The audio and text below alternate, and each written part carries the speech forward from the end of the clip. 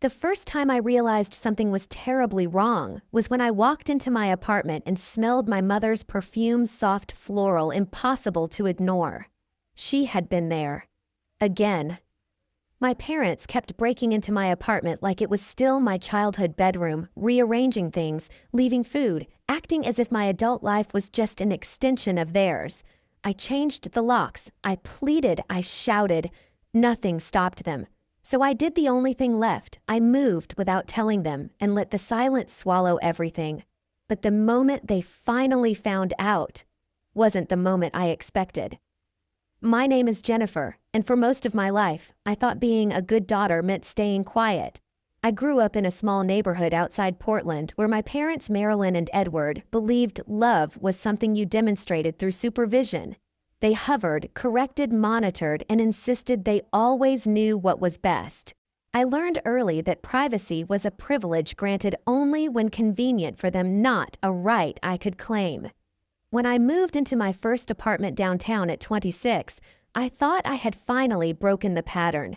A clean space, white walls, sunlight through the blinds, the hum of the city outside my own beginning. On move-in day, Marilyn asked for a spare key. Just in case of emergencies, she said, brushing her hand through my hair like I was still a child. I hesitated, but guilt crept in the way it always did, so I handed it over. I didn't realize then that I had also handed over my peace.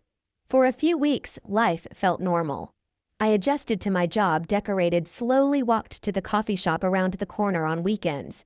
I breathed differently, but the signs of intrusion started small.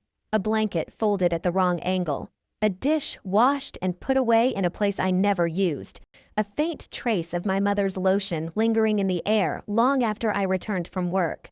Then, Marilyn began leaving food casseroles, soups, cookies with bright little notes taped to each container. You work too hard. Eat something real. Love you. The handwriting was sweet. The violation was not. Edward backed her, completely insisting they were simply looking out for me. To them, my independence was a phase, not a fact. The worst part wasn't the intrusions, it was how familiar they felt. Suddenly, I was 12 again, standing in the kitchen while Marilyn rearranged my backpack because she didn't like the way I organized it. I remembered the sting of being told my feelings were dramatic, my boundaries disrespectful. Their love always came with conditions: access, compliance, obedience. I tried talking to them gently at first, then firmly, then desperately. Nothing changed. If anything, they became more confident, convincing themselves they were helping me in ways I was too stubborn to appreciate. I wanted to believe they meant well. I wanted to believe I was safe.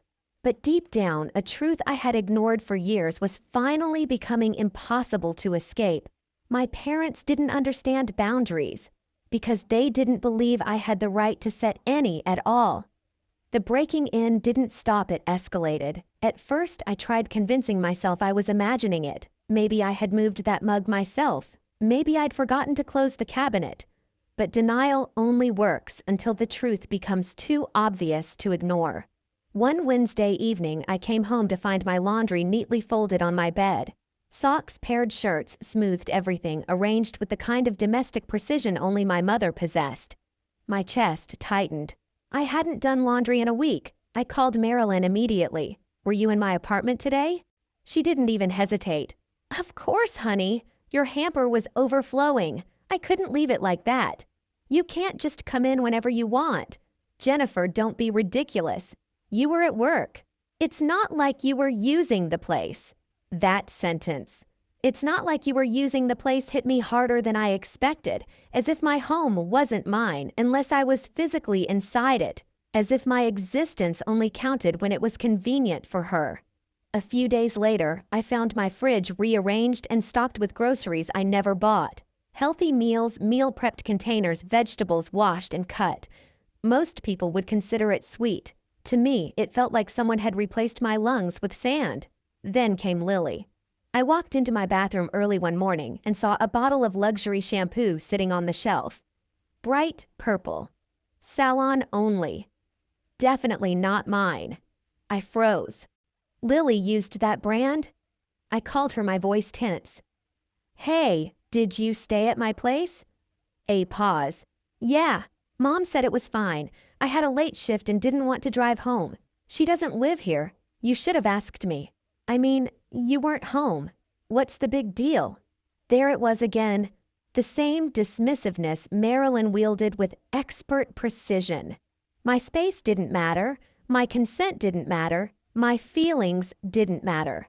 I drove to my parents' house that afternoon, ready to finally demand the key back. But the moment I stepped inside, the familiar scent of pot roast and the soft clinking of dishes pulled me back into old habits: obedience, guilt, silence. Marilyn acted wounded. Edward said I was paranoid and Lily avoided my eyes. I left with nothing resolved and a tightening in my stomach that felt dangerously close to despair. Still, I tried again. I changed the locks, told myself that was it, problem solved. 2 weeks passed quietly, almost peacefully. I started to hope they had finally understood. But hope is fragile around people who refuse to see you. One Thursday evening, I opened my door and stopped cold. Sitting on my couch, comfortable, calm, sipping tea as if she owned the place, was Marilyn. She held up a shiny new key, smiling like she was sharing good news. "I called your landlord," she said. "He gave me this. I needed access in case of emergencies." Something inside me cracked. Not loudly, not dramatically. Quietly, the way ice breaks under too much pressure. I changed the locks again, but this time it wasn't just the locks that changed. Something in me did too. I thought nothing could surprise me anymore. I was wrong. 3 weeks after the landlord incident, I came home and noticed my living room window cracked open. A soft breeze pushed the curtains inward. The screen lay on the floor like someone had ripped it out in a hurry. At first, I thought maybe it had fallen. Maybe the wind was strong. Maybe anything except the truth forming like a knot in my throat. Then I saw the casserole on my counter, still warm, covered neatly with foil. A sticky note on top in my mother's handwriting: "You're not eating enough." My stomach dropped. There was only one explanation. I called Marilyn, voice shaking. "Did you climb up to my window?" Silence. Then an almost offended scoff. "Well, your door was locked. What else was I supposed to do? I made you dinner. You climbed a trellis to break into my apartment." Don't be dramatic, Jennifer. If you would stop changing the locks like some rebellious teenager, I wouldn't have to. I pressed my hand to my forehead. "This is illegal. This is motherhood," she corrected. When I called Edward, hoping he'd understand, he sighed as if I were the unreasonable one. "She worries about you. Just give us a key. You're making this harder than it has to be." I hung up before my anger spilled into something I couldn't take back. It was no longer about food or laundry or even the key. It was the fact they felt entitled to every corner of my life, entitled to override every boundary I set, entitled to treat me like property. That night, lying awake with the window locked and curtains drawn tight, I realized something terrifying. I could change the locks 100 times and they'd find another way in. A landlord, a window, a trellis. They didn't believe I deserved privacy. And as long as they knew where I lived, they would keep proving it. The only way to restore my peace was to become unreachable. The next morning, I toured a building in the Pearl District, a tall, modern tower with a doorman named Victor who scanned every guest, every package, every unfamiliar face. Every detail of the place whispered one thing: I desperately needed safety. I signed the lease that afternoon. For 2 weeks, I packed silently. No posts on social media. No moving truck parked outside. Just Sophie and Rachel carrying boxes down the stairs one by one, whispering encouragement like soldiers helping me escape a war I'd been pretending wasn't happening. By sunset, my old apartment was empty. Every trace of me gone. I wiped the counters, turned off the lights, and stood in the doorway one last time. Not sad, not nostalgic, just done. I dropped the keys into the landlord's mailbox and walked away without looking back. They thought they could enter my life whenever they wanted. Soon they were going to learn what it felt like when I finally shut the door. For the first 2 days after I moved, my phone buzzed non-stop. Missed calls, texts, voicemails. At first, they were casual check-ins. "How's your day? Call us when you're free," the kind of messages that pretended everything was normal. By day 3, the tone shifted. Shorter, sharper. Jennifer, answer your mother. This isn't funny. Call us immediately. I didn't respond. Silence, I realized, was the only language they didn't know how to manipulate. On the 4th day, the notifications stopped altogether. My phone sat quiet on my new kitchen counter, a tiny island of peace in a life that had felt invaded for so long. I made tea. I unpacked. I arranged my books on the shelf in an order that only I would touch. Victor nodded at me each morning as I passed through the lobby, offering a polite "good afternoon, miss," with the respectful distance my parents had never mastered. For the first time in months, I felt like my breath reached all the way into my lungs. But calm never holds forever. On the 6th day, my phone erupted again, 20 missed calls in a row.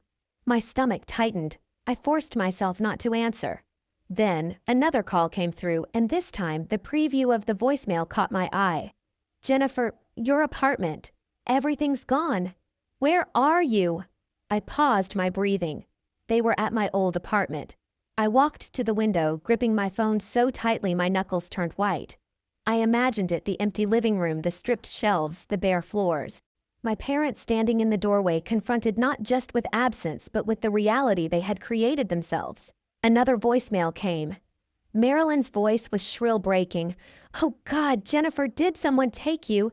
Your things are gone. The place is empty. Please, please, call us, sweetheart. I closed my eyes. This wasn't satisfaction. Not exactly, but it was a shift, a balance tipping. They weren't in control anymore. I let another day pass, then another. On the 3rd day, I finally called them back. Marilyn answered so quickly I didn't even hear the first ring. Jennifer, Jennifer, where are you? What is going on? We went to your apartment and it was empty. Do you hear me? Empty? I kept my voice steady. Why were you at my apartment? A stunned silence crackled through the line. Edward's voice burst in sharp with accusation. We hadn't heard from you in days. We were worried. We had every right to check on you. No, I said quietly. You didn't. Marilyn's voice returned frantic. Jennifer, stop this. Tell us where you are. Right now. No. The word landed like ice. No, she repeated as if it were physically impossible for her to process. No, I said again. You don't get to know where I live. Edward inhaled sharply. Excuse me, you heard me? This is insane, he snapped. We are your parents, and you treated my home like it was yours, I replied. You walked in whenever you wanted. You rearranged things. You let Lily stay over without asking. You got a new key behind my back. Mom climbed up a trellis. A trellis dad. Marilyn gasped. That was one time that should never have happened once. Silence again. Not the angry kind. Not the dramatic kind. The kind that meant they finally heard the truth in my voice. I continued. You didn't worry about me. You worried about losing control of me. Those are not the same thing. That's not fair, Edward muttered. Fair, I said. Do you want fair? Fair would have been respecting my boundaries years ago. Fair would have been treating me like an adult. Fair would have been listening when I said no. But you didn't. So now I'm doing the only thing left. Marilyn's breathing shook. Jennifer, please, just tell us you're safe. Please, I can't sleep. I can't eat. I've been sick with worry. Her guilt tactics, the tears, the emotional spirals, all the things that had always pulled me back into their orbit, washed over me like a wave that finally had no power to drag me under. I'm safe, I said. But I'm safe because I'm away from you. She sobbed. Edward whispered something I never expected to hear. I didn't know it was this bad. I swallowed. You didn't want to know. For a long moment, no one spoke. They were processing something new, something uncomfortable, something undeniable. I had changed, and the door they once walked through freely was no longer theirs. Marilyn sniffed. Jennifer, please. We just want to talk. Face to face. Then we can meet in public, I said. A cafe downtown, neutral space. No more home visits. Ever. You don't trust us, she whispered. I don't trust your boundaries, I corrected. Because you don't have any. Another silence, but this time it felt less like resistance and more like surrender. Marilyn finally said, "Okay." That word did something small but real in my chest. It didn't fix the past, it didn't erase the violations, but it was acknowledgement. And acknowledgement was a step. "Good," I said softly. "I'll text you a time and place. We'll talk then. But your address?" Edward tried one last time, one final grasp at the old power. "Shouldn't we know where you live in case—" "No," I said. "You will not have a key to my home. You will not have access to my home. My home is mine." He exhaled slowly. "All right." And just like that, the balance shifted entirely. Not with shouting, not with slamming doors, but with a quiet, steady reclaiming of myself. After the call ended, I set my phone down and looked around my new apartment. Soft light spilled across the floor. The city hummed below. My things were exactly where I left them. My air was only mine. My silence was not avoidance, it was protection. For the first time in my life, my world felt sealed whole and owned by no one but me. We met 3 days later at a small cafe downtown, the kind with soft lighting and tables spaced far enough apart that no one had to whisper. I arrived early, choosing a seat by the window where I could see them walk in. My hands weren't shaking, my stomach wasn't tight. For the first time, I felt firmly rooted in myself. When Marilyn and Edward entered, they looked smaller, somehow, tired, cautious, stripped of the certainty they had always worn like armor. Marilyn hesitated before sitting, as if unsure she was allowed to occupy the space across from me. The conversation began quietly, no accusations, no tears. Just halting sentences and long pauses. Marilyn admitted she hadn't understood how suffocating her actions were. Edward said he thought he was protecting me, but now realized he had been protecting a version of me that no longer existed.